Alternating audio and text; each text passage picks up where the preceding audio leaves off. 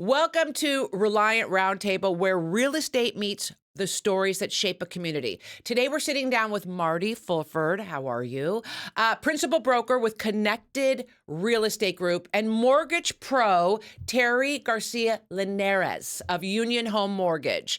Now, between the two of them, they bring over, 20 years, 30 years of experience? It's between the two of us, probably 40 years. 40? Yeah. Whoa! I love that. So in real estate and mortgage lending, giving us a real 360 view of the housing market in Oregon, right? On this episode, we're going to talk about what people are really looking for in today's market, how Oregon communities are evolving, and why great real estate is never just about property. It's about timing, trust, and knowing where the next chapter begins. This is Reliant Roundtable. Ladies, welcome to the pod. We are happy to be here. So, Marty, I know every realtor has sort of their own little brand within real estate. What would you say your brand is? Creation of community. Okay.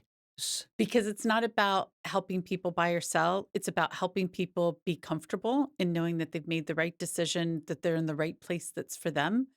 And when they move here, right, then connecting them with others that can help support and love them. Right. I love that. And this being a college town, Corvallis specifically, and I know you sell in Albany and surrounding areas. What are we seeing? Like, who's buying? Is it professors? Is it parents of students that say, we don't want to waste money on rent. We want to buy something for the next 4 years that can be an investment. And then if they decide to go to grad school in New York, we could then rent it to the next group of college students coming in. Explain to me the Corvallis real estate market, ladies. Do you want to go first? Well, I have all those scenarios right now. You do. I have people relocating for jobs at the university, people who are upgrading because their house is too small that have been here for years and years and years. And then I also have those right now, somebody who's purchasing for their child who is going to Oregon State and wants an investment property. So I have like a little bit of everything right now. Right. Yeah. And we're also a strong retirement community. Really? So a lot of people come to retire. So Corvallis is the second most educated city in the nation, right? And so a lot of that is due to the university. It's also due to the hospital structure and the culture that's around here. And so, we have a strong retirement community. So someone that was listening and watching this right now that was thinking about, like, I would love a second home and I love Oregon. It's a hop, skip, and a jump from a lot of Californians. And I know Oregons hate that because when I first moved here and I had my California license plate, people would follow me downtown and I'd be like, why is that guy flipping me off? And then later I had to go to the DMV and I had to become with Oregon because then people are a lot nicer. But, I fly out of Eugene all the time. It's the best kept secret. Well, maybe it's not a secret, but it's the best airport in the world. If you have an 8 a.m. flight, you can literally pull up at 7:35 and you're through security in 6 seconds. And they're so lovely. And I mean, it is the best airport in the world, people. Sorry. A lot of Californians come here because it is such a hop, skip, and it's so close. And it's beautiful. What would you say to someone that said, hey, I want to get a second home in Oregon? How would you sell them on Corvallis if they were a younger couple and not into the retirement aspect of their life, not a student anymore, sort of in between? What would you say to them? What are the questions you ask to kind of see what kind of community they would want to fit in here? It depends on the interest. Right? What are people interested in? Are they coastal? Are they coastal focused? Right? Do they want to be by the ocean? Do they want to be by hiking trails? Do they want to be by the river and go kayaking? Right? Do they want to have a hop, skip, and a jump to Bend in order to go, skiing? Right? So much of it is based on what people's interests are. And are they looking for an investment that is just for the sake of the money? Are they going to use it part of the time? Are they going to Airbnb it? There's so many questions that go into that. Right. Yeah. Why do so many Californians end up in Bend? I think it's because of the weather. It's a little bit different than inland, where we are. Right. And I always tell people, make sure you come not just in the summer, come back in January and February before you make that decision.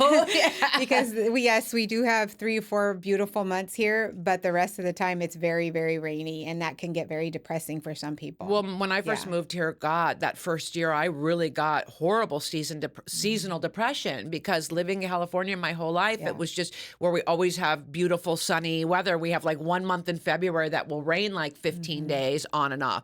But yeah, the first year kicked my butt. Like it really did. I must have gained like 60 pounds the first year. I've since lost it because all I was like, okay, I'll make lasagna for 5. I'll make a cake. I just would light the fire, Netflix chill and bake and cook. And it really kicked my butt the first year. And that's why they go to Bend, because that climate is, although it's not on the coast, it's a little bit more like California. Right. Where it's a little drier and it's a little bit more 4 seasons versus what it's like here. Right. Yeah. Yeah, you get a lot of rain in Corvallis. But you come May, like this time of year, you really you're like, okay, I'm really ready for June, July, August, and September. Yeah. We had a nice day on Sunday where it was like 80 degrees, and I took my book and my little chair and I sat by the river, and I was like, oh my God, this is heaven. This is I need recharge, give me the sun. Yeah. There's so many components of Oregon, and especially even Corvallis, that, there's I discover new little pockets all the time. It is a close little tight knit. Now let's talk about interest rates, because that is the dirty word in the room. Gas prices and interest rates. What are you finding with where are interest rates right now? Well, it all depends. I could throw out some numbers, but it all really depends on the individual, whether they're purchasing owner-occupied or an investment or a second home, their credit scores, how much they're putting down. There's a lot that goes into it. What kind of house they're buying. Are they buying a condo, a stick-built, a manufactured home? But I would say to get a rate anywhere between 5.99 and 6.99 is where you're going to be falling. That's right where now. you're going to land. Yeah. So do we find, because of interest rates being a tad higher than, I think mine were like 3.5% or 4%. Are people holding on to their houses because they're like, why would I sell and buy something new and get out of my great interest rate to jump into something higher? Where are we seeing the market That's as far? exactly what they're doing. There's some people that are doing that, right? Some people are looking to see, can I buy in, right? And take over somebody's mortgage. We're not seeing that so much. I haven't done any of the deals with that as an option, but for some people, that's the factor, right? It's always about livability, though. I ask people, what is the most important thing to you? Right. If the most important thing to you is money and is that interest rate, then stay. If the most important thing to you is livability, then let's have a conversation, right? Because you have to pay for things, right? Are you going to pay it with lifestyle? Are you going to pay it with conveniences? Are you going to pay it with interest rate? Right. And that's up to people to decide what's best for them. There are some that are holding on just for that. Right. There are some that are like, yeah, and it may go down, and this is really going to be the best thing for my family or for my situation. Right. Well, let's talk about the little pockets here, because when I first came here, I was like, is that like the Brentwood or Beverly Hills of Corvallis? Is that it took me a little while. Like, I love Timber Hill up there. Beautiful. I love by the golf course. And I do like that little community, like on your way to Philomath, that little, what's it called? I can't remember that. That cute little community. It's like, are you talking Grand Oaks? Grand Oaks. Yeah. I like parts of Grand Oaks as well. What would you say is the bougiest neighborhood in Corvallis? What's the bougiest neighborhood, ladies? Gosh, I don't know if there is a bougie. I don't think there is. The country club area is always very nice, because it has nice. But I think it depends if you like the older homes or if you like the newer homes. The newer homes, they're newer, but they don't have the same yard. They don't have the same property. Right. Yeah. So do you want views, right? Then you go to a different place, and you might go to Vineyard Mountain. Do you want historic and close to everything? Then you're going to go to College Hill, because those are all different on these beautiful streets and great architecture. But then you're going to have to deal with the historic community. And then there's nice little neighborhoods out on Arboretum, which is past Adair, but it's still Benton County. Right. But there's some hidden gems up there off of Callaway, at Adair, going towards Adair. Well, have you noticed an uptick with athletes now getting their name, image, and likeness? They're now getting, college athletes are getting, paid money, lots of money to play. We interviewed an athlete that was coming into OSU making $1 million. Do you see athletes purchasing homes or condos?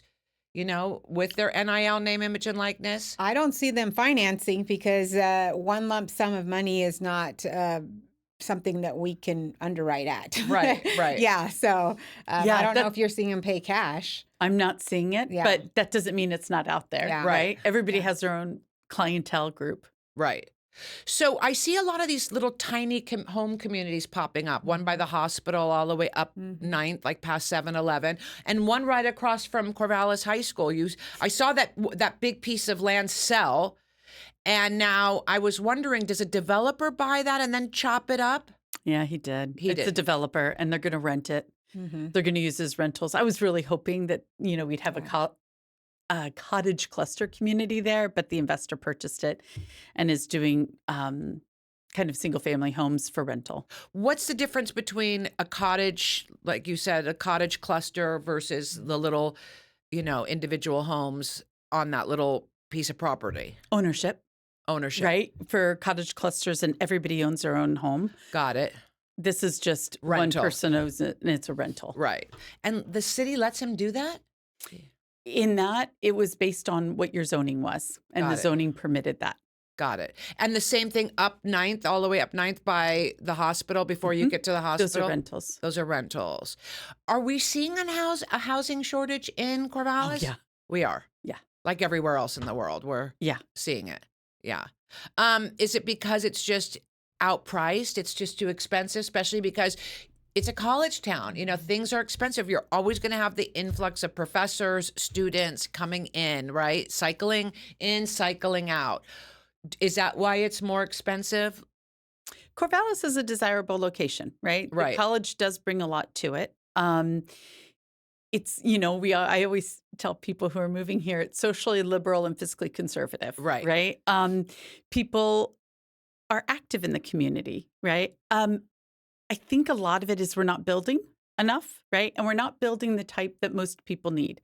Building rentals is great, right? Building apartments and low income is great, but we're our greatest, in my opinion, Terri may disagree, I don't know if she will, is housing that the middle can purchase, right? And we're really missing that. Right. Because so much traffic comes into Corvallis every day, right? For those jobs and for those positions and the support positions. And it's because there's not middle housing here. Right. No, I know. Like the girl that does my hair, she said, I had to buy in Albany. It's impossible to buy in Corvallis. So, Albany's pretty close. What is the price difference for a medium-sized home in Albany versus Corvallis? $100K. Really? If you're Lynn County, Albany, it's approximately $100K difference versus Benton County, Corvallis. Now, if you're Benton County, Albany, then it's about $50K difference, $50 to $60K difference. Really? And the opportunity, because you're probably going to have a lot more options in Albany than you are in Corvallis. And that's the problem in Corvallis is the inventory. That's why it's so much harder to get a home here. Right. Is because, like you mentioned, the investment properties, people keep them. Right.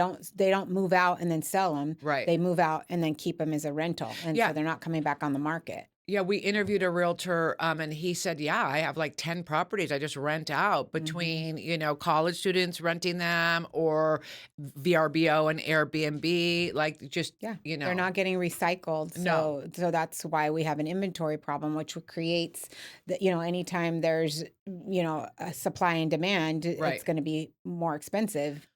Well, why can't we get downtown rocking and rolling and happening? Meaning, like, why are there so many for lease, you know what I mean? Because downtown is so cute. I love downtown. Castor's is my favorite restaurant. I love Bodie downtown, Little Bodie downtown. You have that great spa downtown. There's just so many cool things to do downtown, but then you're like walking on a block and it's all scary for, a little bit. Then you get to a lively block. Why can't we get downtown rocking and rolling, especially being a college town? Okay, first of all, I've never walked downtown in Corvallis and been scared. It's one of the safest places around, or at least that I've lived in. I've lived from coast to coast and overseas and top to bottom. Unless you leave your bike unchained. Yeah. Then it's gone. Bikes get stolen. But it's overall a really safe community. There are parts where we have a houseless community present. Downtown Corvallis has a very active group that's working for improvements. There's a development that is coming in there on the riverfront. Like what the guys did at the plaza?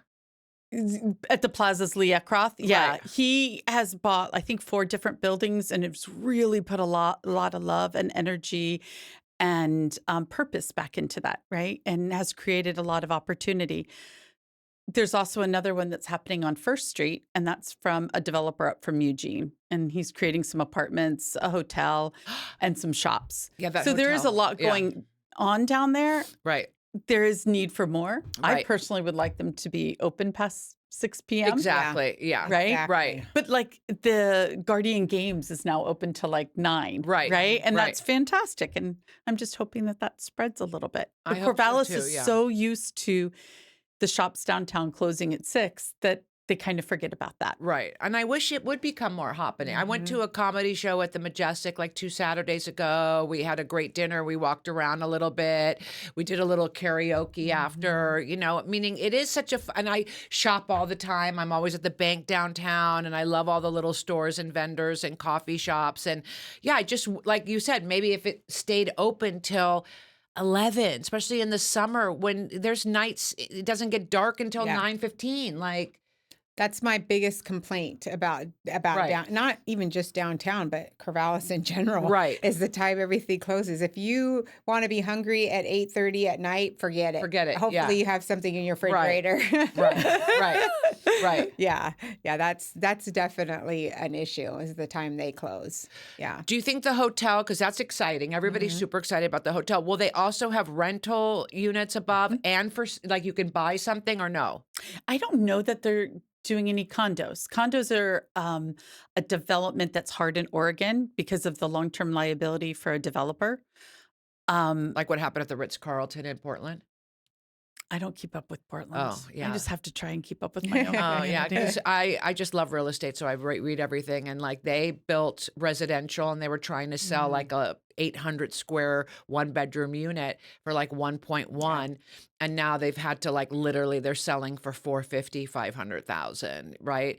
And they just didn't realize, once again, like the supply and demand down there, right? Like, yeah, the Ritz is gorgeous, but I don't know unless You can't park you down can't there. park. Yeah. Exactly. And once Yeah. again, Portland has gotten crazy, weird, good press, bad press, right? Like, I think there's a fear of people, like, I remember being on a plane recently coming back from New York, and they were like, isn't Portland scary? I'm like, no. And I go, and it's funny, like, I don't, like, I was in LA recently, and someone said, like, I go, I know all 6 homeless people in Corvallis. I mean, the same ones, them at, like, meaning it's not compared to LA and New York, forget about it. But yeah, it's still this quiet little community. But I think the hotel might bring a little zhuzh, don't you think? A little. It'll be really interesting to see what it does, right? Right. Especially during, football season, graduation time, when things are happening. Because there's something always going on in the summer outside, right? Festivals, concerts. Yeah, it'll be exciting to see, right? They did their analysis and have decided that it was a good investment. So I hope it continues that way. Are you guys utilizing, like, I always say, like, why media is so important is this next generation, this is how they're going to buy a car, buy a house, is through this. They're going to scroll. That's just, it is what it is. There's nothing we can fight to. That is the future, right? That generation is already wired for it. Because I have 3 kids, and my oldest being 35, my youngest being about to be 17, and I see the dichotomy in all 3 of them when it comes to, like, when they got their phones or social media or technology or AI. I mean, my oldest daughter will be like, "I'm depressed. I asked Claude, an AI, what I should do about my depression." I'm like, what? You're talking to a computer about your depression? Like, but then I'll say to Finn, like, hey, look up this website. He's like, Mother, it's 2026. Who goes to a website? If they are not on Instagram or TikTok or YouTube or social media, they're not real. That's how that generation is thinking, So how do you utilize media in your businesses? Well, I launched a YouTube channel this year. Well, good for you. it's hard, right? I don't like being in front of camera, Right. But I have a coach, and he was like, Marty, that's what you got to do, right? Right. So I'm doing what my coach says.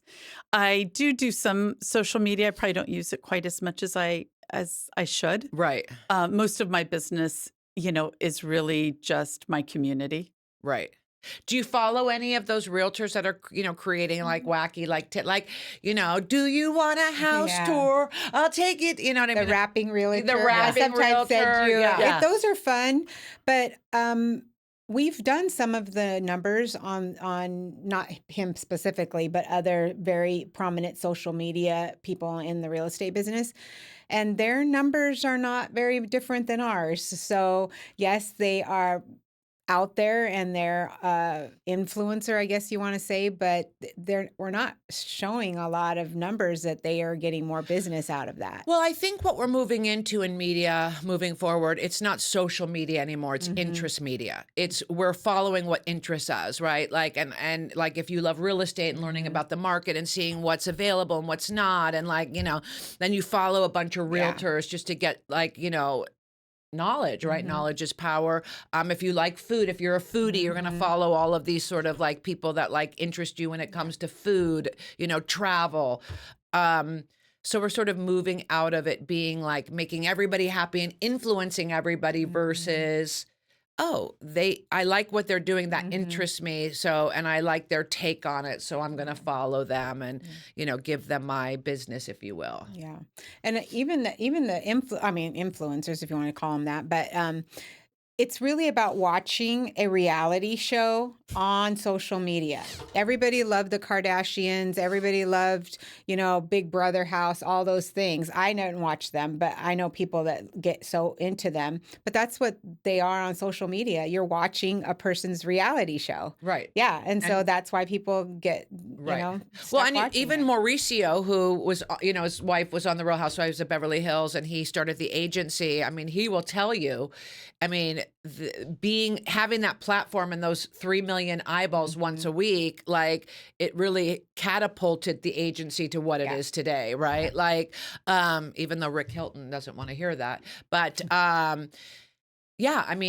exposure. And like I said, this next generation, they're going to be like, they don't exist. They're not real if there's not some sort of presence, Yeah. And the thing about Oregon, it's been like a tough nut to crack. And I've coached people, the biggest names in sport. I mean, my alumni list is like a who's who of like the biggest after Oscar party. And what I've realized is that the bigger the brand or the person, they get how important training is. You know what I mean? It's the little people that are like, oh, I don't need, you know what I mean? They don't get how important it is. But eventually everybody will have to, because it's just can't be here. It's going to be here. It's going to level itself out. So if a friend of mine was moving here and they said, I want, I want to be up in Timber Hill, or I have $10 million to spend, would you be like where Jonathan Smith lived, the coach of OSU? Like, if a big coach is coming in, where do they want to live? If I'm the biggest coach coming into OSU, where are you going to take me? What's for sale? They can't just live wherever they want. They got to look what's for sale. Well, can't they knock on the door and say your house isn't for sale, but I can give you a $3 million check? I guess they could. Right? Yeah. Yeah, they could do that. Yeah. Right. But it all goes back to how close do they want to be to the field, right? Right. How what big's does their family? Yeah. Right. What's their significant partner interested in? Because it's usually them that makes the decision, right? Yeah. I mean, the last one of spouses. the other coaches who's not here anymore, his family lived out in Philomath. Right. So there's a lot of places you could live. Yeah. Yeah. And I'm off of Peoria. I'm tucked away. I know all 8 neighbors. We don't have to lock our door. I could have an Amazon package there for 3 weeks. No one would touch it.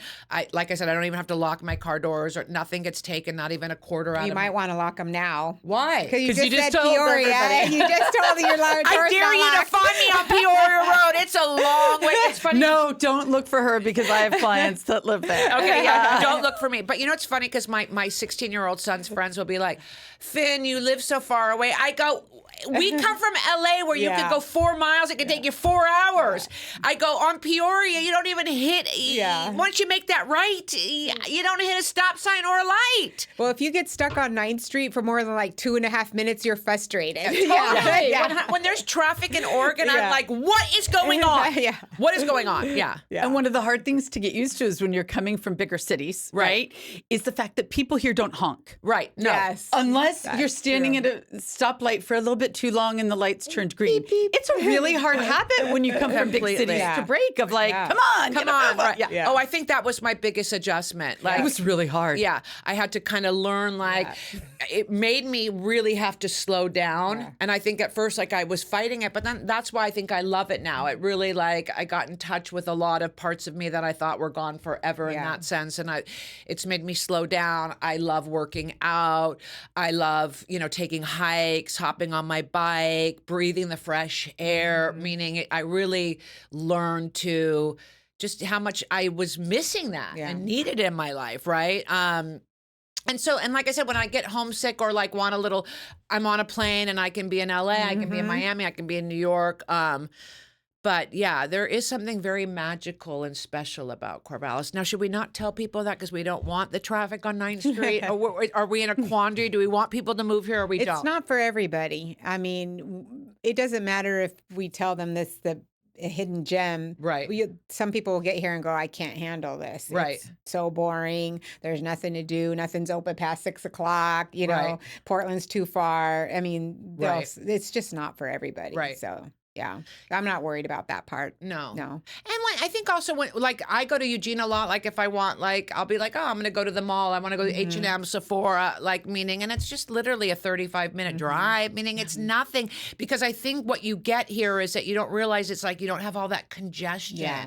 And when I'm driving to, like, go pick someone up at the airport, I'm like, God, what a beautiful drive. Like, meaning I'm just looking at, like, lush greenery versus concrete jungle and traffic. So I don't feel that 35-minute drive at all. I'm like, oh, that's like a hop. It's like hop, skip, and a jump. Skipping. Yeah, I mean, I've never lived this close to an airport in my life. Right. It's like, oh, no, I have to, even to go to Portland's a short drive, comparatively speaking. Right. Yeah. So where were you born and raised? A little bit about you two.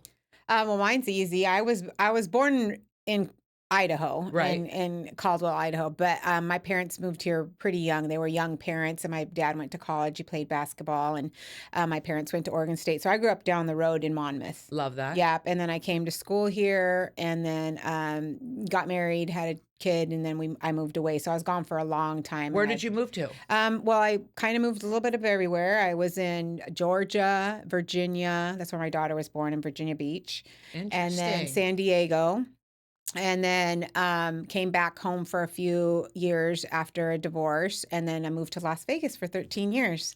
And what made you come back? What made you like go full circle here? Well, I got married again. I've been remarried for 20 years. Nice. And the first 10 years, we actually lived apart. I lived in Vegas. He lived here because he had a good job. I had a good job. And we just didn't want to, disrupt that at that time. Right. I didn't think it was going to turn into 10 years. Right. But then it did. And then I moved back here about 2014, and I've been back since then. Yeah. Yeah, full circle. I had to start my career back all over again. So, like I said, I've been doing this for 25 years. So, that was the difficult part. It was starting all over. And I would say, God, Vegas to Corvallis. That talk about like a dichotomy. Because like Vegas, you can go get a burger at 4 a.m. Yeah, I complain about that all the time. Yeah, right. And I still go back to Vegas a lot. 'Cause I have a lot of friends still there, and and I can work from pretty much any place. Right. So I still go back about 3 or 4 times a year. And, a lot of Idaho people come to Corvallis or come to Oregon, which I've met a lot of people that are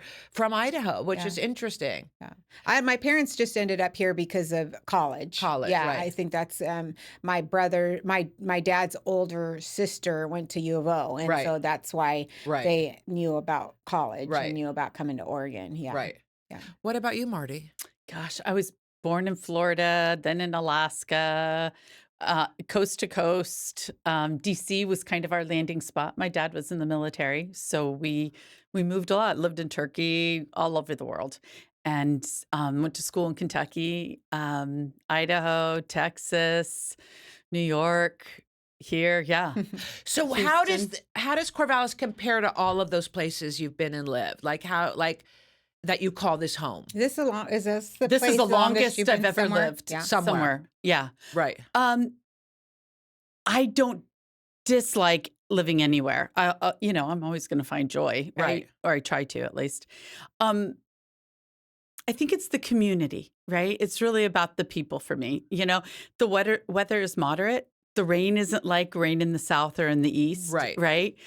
It's a sprinkle all the time, right? You don't use an umbrella here, right? No. I did it first. I and did then too the first year. I was like, oh. We're like, what is that? What is that all about, Marty? Because I've heard that from 3 people. They're like, if you're from Oregon or Corvallis, you do not use an umbrella. I learned the first year I'd be like, and now, of course, I never. I always have a little puffer in the backseat of my car. And if I, you just always sort of have that. And if I can, but then also too, you're just like, screw it. I'm going to get wet for 10 seconds and I'll dry off in my car. Yeah. Yeah, because it's not like the heavy torrential rains No. that, I've lived in other places where they are. Right. When we have a thunderstorm, I love it because Right. it's just a flashback of Right. this is really fantastic. And I appreciate not having to shovel snow and ice, right? Right. You don't have the scorching temperatures of, the South. Yeah, it's lovely. And you guys always work together. So if someone says, hey, I need a mortgage broker or something, you're like, boom, boom, boom. And if someone says, I need a realtor, boom, boom, boom. Pretty much. Yeah. I mean, Marty sold our house and helped me buy a house after we sold. So, I mean, I trust her completely with my stuff. So I trust her with any of my clients as well. And don't you have an interesting story with, did you lose a little weight? A little bit. You worked on that health journey for a long time. She's worked really, really hard. Yeah. I in the last 3 years, I don't know, maybe I stopped counting, but probably like 150 pounds. That's impressive. 3 years. That's impressive. What was the catalyst that you said, okay, no mas, no more? It was my mom getting sick.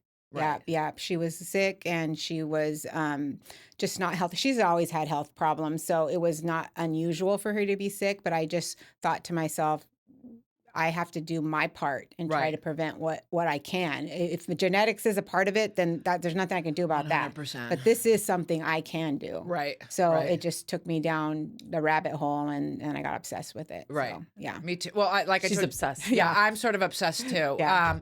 Because when I came here, I just ate and gained all this weight. And then my dad had a massive stroke. And I was like, okay, no, I don't want to have high blood pressure. I don't want to have and so I went on this journey too of just I eat so clean. I get my 100 grams of protein a day. Before you were coming, I'm like, I have to have my protein coffee. I got to get my 30 grams in. I go, it's too late for me. And I became obsessed. I go to Timber Hill pretty much every day. And then when I need a little, I'll go to when I need to break it up, because I get bored. I'm like, I need to go to Burn Boot Camp for a couple weeks. But yeah, Oregon gave me, in a lot of ways, without sounding cheesy, it gave me a lot of my life back because I think when you're in LA, it's always go do. And for the first time, I was like, wow, I get to just be, you know what I mean? And I get to go to the gym. I never had time. It was always my clients, my kids, you know what I mean? And then I had time to no, you can invest in yourself. You can and I've never felt better. And I just had all my blood done 2 weeks ago. Cholesterol, blood, everything is perfect. So I think it was the scare of my dad and just that. But now, people say, well, oh, don't you, because it's I'm like, the first year I got a little seasonal depression, gains of weight, but then boom, I love it when it's raining, to be honest, because then I'll go to Timber Hill and work out for 2 hours. You know what I mean? Well, I think she's great. I mean, she's known me for a lot of years, and I did suffer with that seasonal depression for years. And that's why I didn't move back here for so long. But during this journey about not just losing weight, but exercising every day. Right. I cannot believe the difference. I hate to say that because everybody always told me when I was dealing with that to do it. But now that I have been doing it for 3 years, every year it's gotten better and better and better. Yeah. And this year, I don't even think I think it was 10 days, which normally it could be 3 or 4 months. It was a very short period and I was just out of it so fast. Right. Yeah. And I think that's the crazy thing too.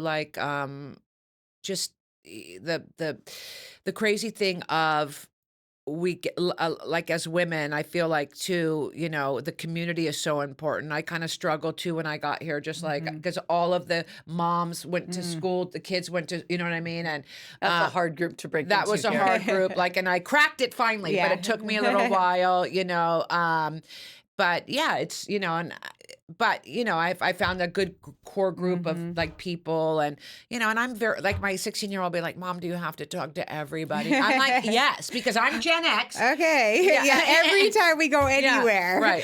It's like, okay, how long are we gonna have to wait for Marty? Right. Yeah. Do you know Tracy Garrett? She was Yes. she's my neighbor. She's lovely. She's lovely. So she always will always like when we're out getting the mail, we're like, no, like I said, I do love my neighbors. I do love my little community. We like do little block parties. We'll be like, oh, I made this, or like, and I do love that. And it's like you said, like same thing. Like when people would say like, oh, I go to the gym all the time. When I was in LA, I was just like, ew, get a life. Like meaning, you know what I mean? Like gross. Like who's got time for that? Yeah. And then as cheesy as it sounds, like, like the endorphins, how it makes you feel, your mood, like you almost get addicted to that. Like, and the whole thought, I mean, it's just so cliche, but it's like you make time for the things that are important to you. It's just that simple. 100%. It's just that simple. Yeah. Well, ladies, this was such a fun roundtable. I'm just trying to bring a little media, and I'm helping Scott launch like Reliant, which is his business, and having different mortgage brokers and realtors share their story, talk about this town, and I think just putting great content out there that's interesting. And so if you're a woman thinking about retiring here, there's a great community, there's great people, there's a lot of relatability factor. I want to go back a step because I didn't get a chance to talk about Terri. Okay. So I am very particular, when I refer to people. Right. Because it's a reflection on me. Totally. Right. And, the most important people to me are my family. Right. Are my kids. Right. And Terri just closed my oldest child's loan on a home. I love that. And made it happen. And it was just fantastic. How many kids do you have? I have 4. 4 boys, girls? And a chosen child. And a chosen child. 2 of each. 2 of each. Got it. Well, congratulations on buying that. Because my older kids live in LA, and they're like, we'll never be able to afford to buy a house, Mom, like you did. I'm like, no, you probably won't. Like their rent. Yeah. Well, she had to make it happen. Right. Right. Because it's hard out there right now. Right. And when you're young and you're trying to do that, right? I can only do so much and so much negotiation, right? But she really went the extra mile to make sure that could happen for my kid, right? I love that, and it was a nice reminder for me of the stress that my clients go through, right? Because you kind of forget that when you do it day in and day out, right? What that all encompasses and entails, right? Again, it goes back to if it's important to you, you'll find a way. 100%. Yes, I agree. And referring people that you know that are going to carry your clients through the finish line is so important, and that have the same integrity that you do and want the same outcome is so important. And that communicate. Yeah. Right? Because if you don't know what's going on, and as I do with so many lenders, I'm like, where are we on this? Where are we on that? Right? That's a lot of time and energy. Right. That I shouldn't have to spend. Right. And particularly when I'm listing a house. Right. And I get updates from Terri all the time, and I don't even have to call or text her to say what's going on. Right. Because it's all in my email or on my phone. I love that. Terri and Jess do that. Right. And that's invaluable. Right. You mentioned something at the beginning that you were with your mortgage broker for 30 years. Yeah, loved her. That's the business that I am striving to have. I don't want to have 25 realtors that are sending me 1 or 2 deals. I want to have strong relationships with a few realtors that are sending me all their deals. 100%. Right. Yeah. And so, because it just makes it easier to have those relationships. And I don't want a bunch of little, relationships here and there. I want tight relationships, small circle with tight relationships. Well, even when I made that offer on that very first house of mine, I said, well, how are we going to do? She was like, she got me like something called we got like a first and a second, and then we later combined the, you know what I mean? And I was like, how are we doing? She's like, leave it to me. Like, you know what I mean? Boom, boom, boom, boom. Like, meaning stuff that you just, and then she would just like, whenever, like 10 years I refinanced, like, to walk me through, she just took care of everything. And, I referred her so many people throughout the years too, because she was just so good to me, and she was just so good. And she never, ever would panic. I'd be like, oh my God. She'd be like, It's okay. Right. Yeah. Or I have option B for you. Exactly. Now we're going to option C. Right. Right. Okay. Right. We've got this. It's going to happen. Give me the you know? solutions, not the problems. 100%. Right. Here are your choices. Right. Right. It's because it's all about choices. Right. 100%. Yeah. Yeah. Well, ladies, this was fun. Yes, it was great. Yeah. Thanks for having us. Of course, anytime. And that's it for Reliant Roundtable with Marty and Terri. We'll see you on the flip side.